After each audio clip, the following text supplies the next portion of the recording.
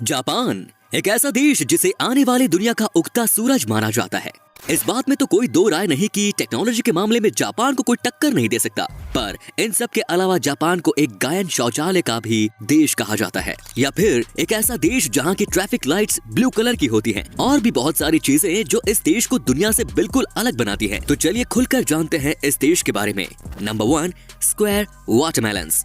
दोस्तों, तरबूज के इस आकार का आविष्कार पिछले 70s में एक ग्राफिक डिजाइनर की मदद से किया गया था, क्योंकि इस आकार में इन्हें फ्रिज में मजबूती से रखा जा सकता है और काफी आराम से काटा भी जा सकता है। जापान के किसान इन्हें एक स्पेशल कंटेनर में उगाते हैं, जैसे कि ये काफी महंगे और खूबसूरत होते हैं। लोग इन्हें खाने के तौर पर न खरीद के सजाने के तौर पर ज्यादा खरीदते हैं। Number 2, ramen noodles bath. Hakone में बसे इस यूनशान स्पा रिजोर्ट में सुअर के मांस का सूप और रामेन नूडल्स खिलाकर लोगों का दिल बड़े आराम से जीत लिया जाता है। जापान के काफी लोग इसके पीछे दीवाने हैं। उनका ये मानना है कि सुअर के मांस का सूप उनकी त्वचा के लिए बहुत लाभदायक है, क्योंकि उसमें भारी मात्रा में कोलेजन पाया जाता है। Number 3, bizarre flavour of KitKat. Chilli paper, wasabi, sweet potato, grill corn, soybean, salt watermelon, mango, green tea, ये सब बस कुछ किटकैट के छाटे गए फ्लेवर्स हैं जो जापान के लोग खाते हैं। इनमें से आप कौन सा खाना पसंद करेंगे, कमेंट्स में जरूर बताएं। Number 4, fake food.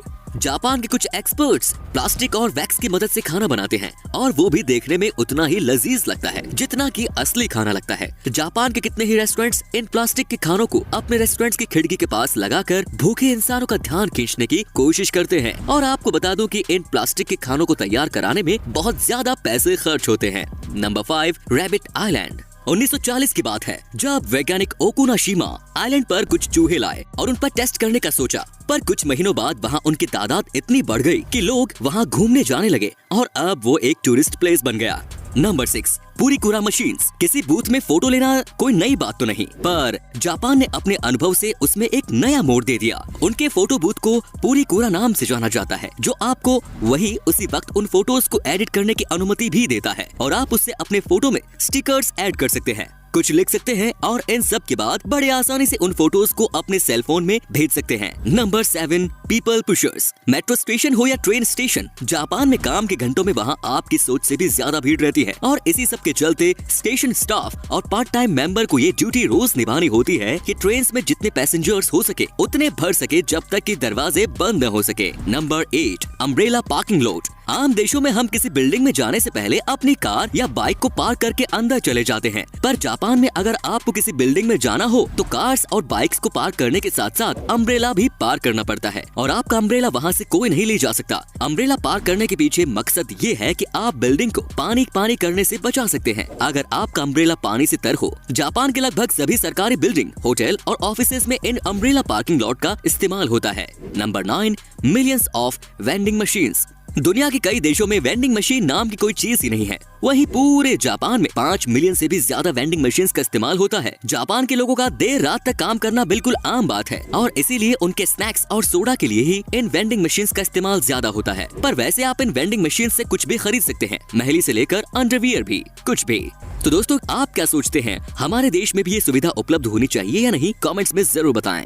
Number 10, train delays make headlines. समय की पाबंदी और अनुशासन का जापान में बड़ा महत्व है, और ट्रेन स्टेशन इस चीज से बचने के लिए कुछ भी कर सकते हैं। दोस्तों, अगर ट्रेन 5 मिनट भी लेट हो जाए तो रेलवे कंपनी को एक उनके वर्कर्स और पैसेंजर्स के लिए डिले सर्टिफिकेट देना पड़ता है, जिन्होंने उनकी वजह से शायद कोई इंपॉर्टेंट मीटिंग मिस कर दी हो। और अगर ट्रेन किसी वजह से 1 घंटे से ज्यादा लेट हो जाए तो रेलवे कंपनी को न्यूज़पेपर में एक माफीनामा देना पड़ता है।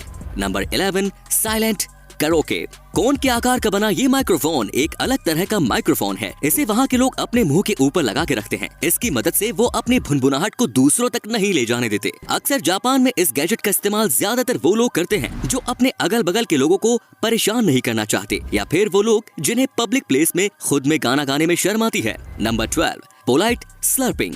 वैसे तो दुनिया में कितने ही देशों में झुकने को अच्छा नहीं माना जाता, पर जापान में झुकने से ही किसी खाने की प्रशंसा मानी जाती है। अगर नूडल्स खाते वक्त आप झुके नहीं तो उस रेस्टोरेंट का शेफ ये समझेगा कि आपको उसका नूडल पसंद नहीं आया। Number 13, face napkins. ये तो आप जानते ही होंगे कि जब कभी भी हम बर्गर खाते हैं तो हमारे मुंह पे केचप लग ही जाता है, चाहे हम कितना ही आराम से क्यों न खाएं। पर वहाँ के एक रेस्टोरेंट के मालिक ने इसका इलाज ढूंढ लिया है। वो रेस्टोरेंट में आने वाले मेहमानों का चेहरा एक अलग तरह की नैपकिन से कवर कर देते हैं, जिससे कि उनके बर्गर खाने से उनका चेहरा गंदा नहीं होता। पर हाँ दोस्तों, देखने में थोड़ा अजीब जरूर लगता है। Number 14, water saving sinks. Japan में इन बेसिन्स को बिल्कुल टॉयलेट्स के बगल में लगाया जाता है, और ऐसा इसलिए क्योंकि टॉयलेट के तुरंत बाद पहले आप अपने हाथ धो लें और फिर वही पानी आप फ्लश के लिए इस्तेमाल कर सकें। तो इसी तरीके से आप एक ही पानी से 2 काम कर सकते हैं। नंबर 15, स्ट्रेंज मायो। दोस्तों, जापान में मेयो की कोई खास रेसिपी नहीं है। वहाँ पे लोग इसका इस्तेमाल सैंडविच, सलाद या मीट पे नहीं करते, बल्कि वो इसका इस्तेमाल आइसक्रीम्स और पेन केक्स के ऊपर करते हैं। अजीब है पर सच है दोस्तों। Number 16, naps at work. Japan में अगर किसी इंसान को झपकी लेते हुए पाया गया तो उसको मेहनत से काम करने की निशानी माना जाता है, और इसीलिए वहाँ झपकी लेने को बिल्कुल गलत नहीं माना जाता। पर अगर हमारे देश में ऐसा कर दिया जाए तो उसे तो काम से निकाल देंगे, है कि नहीं दोस्तों। Number 17, world's shortest escalator. Kawasaki शहर के मोर्स डिपार्टमेंट स्टोर में आपको दुनिया का सबसे छोटा एस्केलेटर देखने को मिल जाएगा। इस एस्केलेटर में बस 5 सीढ़ियां हैं और सिर्फ 33 इंच लंबी। ये तो है जापान के लोग टेक्नोलॉजी का भरपूर इस्तेमाल करते हैं। Number 18, doll village. जापान के इस गांव नागरो की आबादी 300 लोगों की हुआ करती थी, पर इस गांव में अब 40 के आसपास ही लोग रहते हैं। एक लोकल आर्टिस्ट सुकीमी आयनो ने इंसानों के आकार की गुड़िया बनाई, जिनमें से कई सारे वहाँ के लोगों की तरह लगती थी, और उन्हें वहाँ ऐसे रखा जाता था जैसे वो कोई काम कर रहे हो, जैसे कि उन्हें गांव के स्कूल में किसी क्लासरूम में बैठा दिया जाता है, जो कि शायद अब कुछ दिनों पहले बंद कर दिया गया है। Number 19, number force. दोस्तों, जापान के कल्चर में ये बहुत आम है कि वहाँ के लोग 4 नंबर से बहुत बचते हैं, क्योंकि वो लोग इसे बहुत अशुभ समझते हैं, और इसीलिए जापान की बिल्डिंग्स 4 फ्लोर की नहीं होती, और वहाँ की दुकानों पर चम्मच के सेट भी नहीं बिकते। उन्हें 4 नंबर से इतनी नफरत है कि वो घर में 4 मेहमानों को भी नहीं आने देते। वो उसे कोई अशुभ काम की निशानी मानते हैं। Number 20, blue traffic light. Japan के सड़कों पर हरे कलर की लाइट की जगह नीले रंग की लाइट का इस्तेमाल होता है, और इसके पीछे का राज इनके नाम में ही छुपा है। इतिहास में ग्रीन और ब्लू को एक ही नाम ब्लू से जाना जाता था। जब जापान में पहली बार ट्रैफिक लाइट्स का इस्तेमाल किया गया था तो वो हरे कलर के ही लाइट्स का इस्तेमाल करते थे, पर जब उन्होंने सच जाना तो उन्होंने ग्रीन की जगह नीली लाइट्स का इस्तेमाल करने का इरादा बना लिया।